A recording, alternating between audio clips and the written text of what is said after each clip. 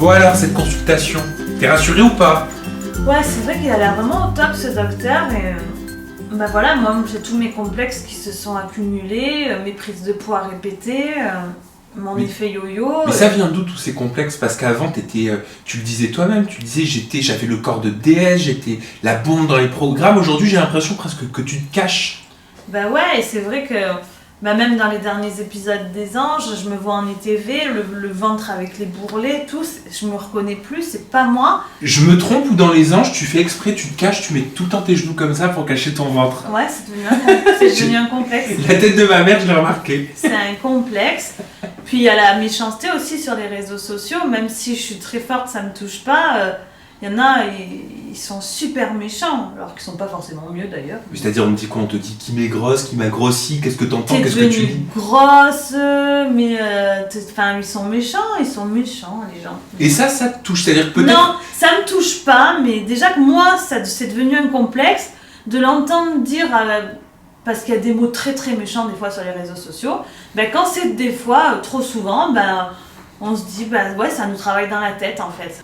Est-ce que c'est pas too much de te montrer autant dans ton intimité? Une chirurgie, c'est quand même ultra intime. Généralement, on veut le cacher, alors que toi, au contraire, tu le montres. En fait, tout le monde me dit tout le temps que je suis refaite de la tête aux pieds, que je suis toute fausse.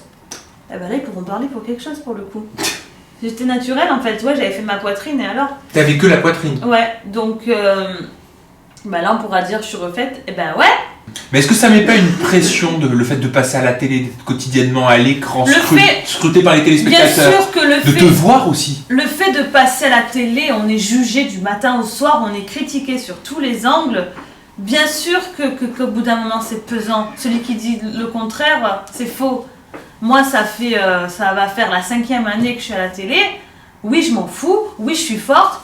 Mais des fois, des fois, c'est pesant. Et est-ce qu'on te met une pression? On me met une pression pour que ton corps soit au top à la télé? Est-ce qu'on te dit, Kim, il faut que tu sois parfaite? Une de mes dernières une ITV dans les épisodes, je suis en haut de maillot.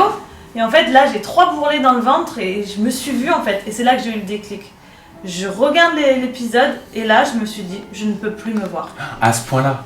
Et là, je me suis dit... j'ai entendu parler de univers esthétique, apparemment ils font des miracles et je me suis dit vas-y lance-toi, tu peux plus te voir, tu peux plus voir ton ventre en peinture. Donc t'as eu un déclic quand tu t'es vu dans les Anges que t'as vu 3 bourrelets.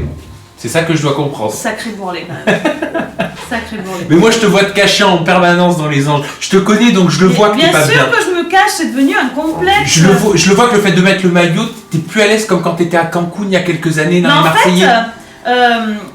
Au passé un certain âge, le gras il s'installe à ce niveau-là. Et avant, c'est vrai que je faisais 3 séances de sport, je le perdais. Déjà là, le sport, je ne le fais plus en ce moment. Et il s'est installé au niveau du ventre et il part plus. Donc il me faut un coup de pouce et Univers Esthétique va me donner ce coup de pouce. Non, ça va. Oh my god.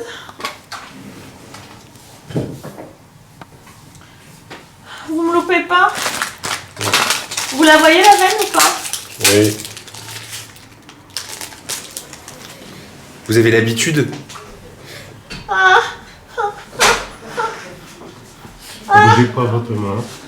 Allez, courage Kim, courage. C'est rien du tout, pense à autre chose. Pense au corps de rêve que tu vas avoir. Oh my god. Courage, c'est rien, c'est pour la bonne cause. C'est rien, ça va. C'est pas le pire ça. Allez, courage, c'est bientôt fini. C'est bientôt fini, monsieur? C'est bon, ça y est. Ça y est, c'est fini, c'est terminé. Je vais tomber dans les pommes. Respire. Respire. C'est fini? C'est fini, ça y est. Est-ce que tu inspires et Il n'y a respires? plus. Non mais c'est rien. Pourquoi il est noir mon sang? Alors moi je vais pas trop regarder non plus parce qu'en fait faut que tu saches qu'à la vue du sang, normalement je tombe dans les pommes. Mais par contre je voudrais juste savoir pourquoi mon sang il est noir. J'ai du sang noir qui coule dans mes veines. Parce que tu es machiavélique et ouais bah là je vais vraiment finir par le croire hein. On me dit que je suis une sorcière, là je vais le croire hein.